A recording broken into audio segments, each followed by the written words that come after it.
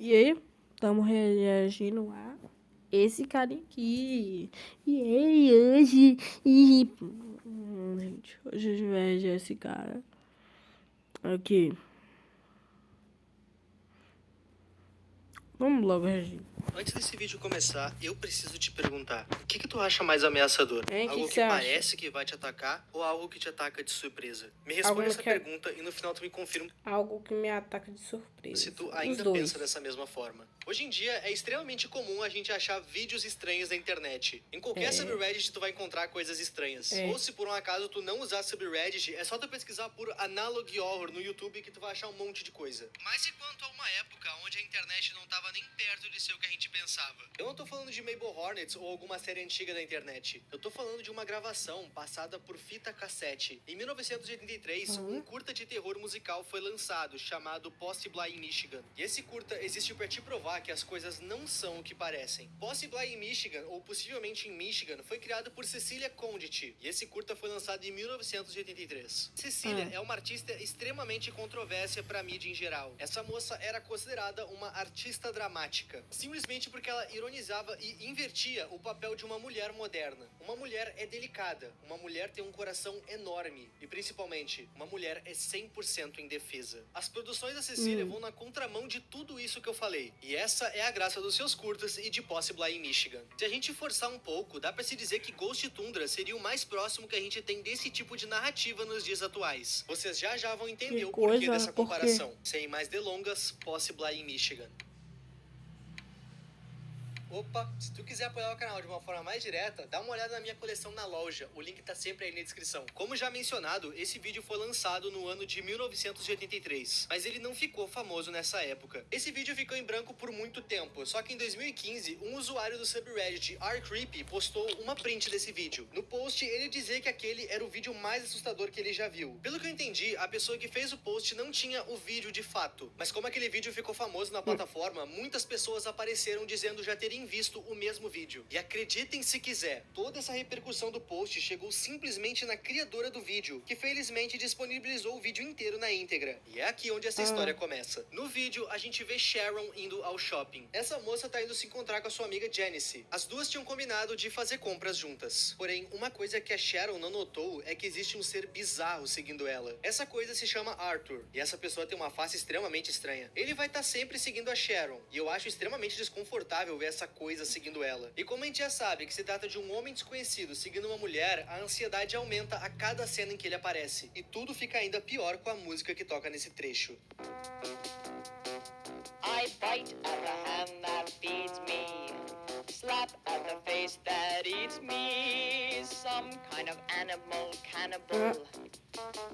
Animal cannibal. O Arthur permanece seguindo ela, e por incrível que pareça, ela não notou. Quando ela chega ao fim das escadas rolantes, ela se encontra com a Janice, a sua amiga. E nessa parte, a gente vai ter uma narradora falando um pouco sobre as duas. A narradora nos conta que a Sharon tinha uma pequena atração por homens violentos. Ela também cita que, quando a violência de fato acontecia nos relacionamentos da Sharon, ela conseguia fazer parecer pros outros que a violência vinha diretamente dos homens. Esse trecho é um pouco confuso pra mim. A única coisa que eu consigo pensar sobre isso é, se uma mulher pedir pra tu bater nela, não bate, só se afasta dessa pessoa. Enfim, a narradora também nos conta que a Janice tinha os mesmos gostos que ela. Ambas procuravam por violência, aparentemente. A narradora nos conta que o Arthur, que estava seguindo elas, estava disposto a satisfazer o que elas queriam. Os três tinham uma coisa em comum: violência e o gosto por perfumes. E isso é uma grande armadilha. É óbvio que nenhuma das duas está procurando por violência. Isso é o que o Arthur pensa. Nessa parte, o vídeo tá tentando nos convencer que é isso que a Sharon e a Janice querem. Mas não é. Elas sequer notaram que tem um homem seguindo elas. A gente tá vendo as coisas pela ótica de um stalker, e isso vai piorar. Quando a Sharon e a Janice chegam na loja de perfumes, a gente vai ter uma sequência de falas e de imagens extremamente desconfortáveis. E durante todo esse diálogo, o Arthur vai estar na volta delas de uma forma extremamente bizarra.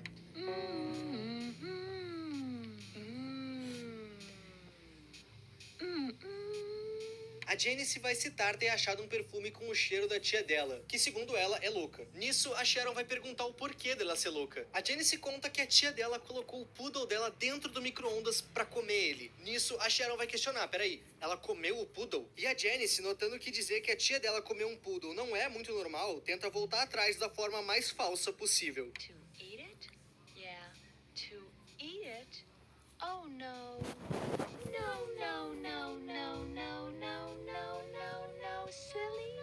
To dry it. Foi exatamente esse trecho que deixou esse vídeo famoso no TikTok. Talvez tu tenha conhecido esse vídeo por lá, inclusive. Mesmo voltando atrás, dizendo que o Buda foi colocado no micro-ondas pra Será? secar ele não sobreviveu, obviamente. Ela disse que o cachorro explodiu dentro do micro-ondas. E no dia seguinte, tanto a tia quanto o cachorro foram encontrados mortos. Isso a Sharon vai dizer que a tia da Janice deve ter perdido a cabeça. E as duas saem a andar pelo shopping. Olhando os trabalhos da Cecilia Condit, a gente nota que todos eles têm uma mensagem e às vezes alguns são baseados em acontecimentos reais, como é o caso de Beneath the Skin. Nesse curta, a gente vai ver a história de uma mulher que se relacionava com um homem que secretamente já tinha ceifado a vida de outra mulher, mas mesmo assim vivia uma vida normal. A moça que se relacionava com ele jamais imaginaria que o amor da sua vida, um homem tão dócil, já teria ceifado alguém. E essa é a premissa do curta. A gente nunca sabe quem tá do nosso lado. Só que ambos os curtas possuem uma coisa em comum. Os dois têm coisas sem sentidos feitas somente pra causar angústia ou medo. E em Possible Line, Michigan, todo esse trecho delas na loja de perfumes não leva a gente pra lugar nenhum. Pra mim, esse trecho serve somente pra causar angústia, tendo em vista que elas estão distraídas enquanto uma criatura perversa observa as duas. Fora o assunto delas que é bem bizarro. Nessa parte, as duas se separam pelo shopping. A Sharon tem uma coisa pra comprar, enquanto isso a Janice vai esperar ela do lado de fora do shopping. Nessa parte, algumas cenas da Sharon em casa aparecem, e nelas o Arthur tá no fundo, dando a entender que esse stalker não só segue ela há um tempo, como também já teve acesso à casa dela, o que é bem bizarro. Depois de fazer as compras, a Sharon vai em direção à saída, e nessa hora, finalmente, a Janice nota que tem alguém seguindo elas. E nessa parte, uma música entrega boa parte da plot. A história nos é contada por uma música, e pelo que eu entendi da letra, a Sharon já se relacionou com um homem conhecido como Canibal. Eles se beijaram numa festa de mascarados, e esse homem que ela beijou era conhecido por ter ingerido duas amigas dele. É daí que vem o seu apelido. E esse homem é o Arthur. A Janice pergunta da onde que eles se conheceram, e a Sharon responde, possivelmente em Michigan. Nisso, as duas fogem de lá. Durante a fuga de carro, a Sharon diz a seguinte coisa: quem sabe como algumas pessoas se tornam desconhecidas? Meu trabalho tirar eles desse mundo? Foi por conta dessa frase que eu construí a minha teoria de Possible em Michigan. Mas antes de eu falar ela, vamos continuar com o vídeo. Quando elas chegam em casa, a gente pode ver que o homem seguiu elas. E quando elas descem do carro, ele já tá lá. Nenhuma das duas moças notou que o Arthur já tava ali. E ele invade a casa da Sharon, a moça que ele seguiu o vídeo inteiro. Lembra que eu disse que a Sharon já tinha se relacionado com o Arthur? Aparentemente, ela deu um fora nele. Ele tava usando uma máscara justamente pra ela não ver o rosto dele e talvez se apaixonar de novo. Mas como essa ideia não deu certo, ele tira sua máscara. Quando a Sharon vai até a sua porta e nota que é o Arthur que tá nela, ela se abaixa e liga pra Janice pedindo ajuda. Durante essa ligação, a Janice pergunta como é esse homem, e a Sharon diz que ele tem a cabeça do tamanho de um animal selvagem. O Arthur ouviu ela dizer isso e responde essa afirmação.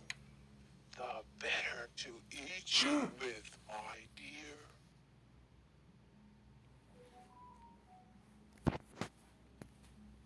Das atuações e dos efeitos serem um pouco tosquinhos, eu vou evitar de mostrar algumas coisas. Enquanto a Sharon tava em ligação com a Janice, o Arthur consegue entrar na casa dela quebrando um dos vidros. No caso, ele atirou uma pedra que tinha no quintal dela. Interessante notar nessa cena que, abaixo da pedra que ele pega, a gente consegue ver uma ossada. Por que a Sharon tem uma ossada no quintal dela? Vocês já vão entender. Lá dentro, o Arthur vai dizer que seguiu a Sharon única e exclusivamente para o Arthur, salvando a vida da Sharon. E bom, é agora que o vídeo dá uma grande invertida. Isso porque, ao invés das duas chamarem a polícia pro Arthur, as duas fazem uma sopa dele. Elas literalmente jantam o Arthur. E o vídeo termina com elas jogando no lixo aquilo que elas não conseguiram ingerir. E agora que eu conto a minha teoria disso tudo.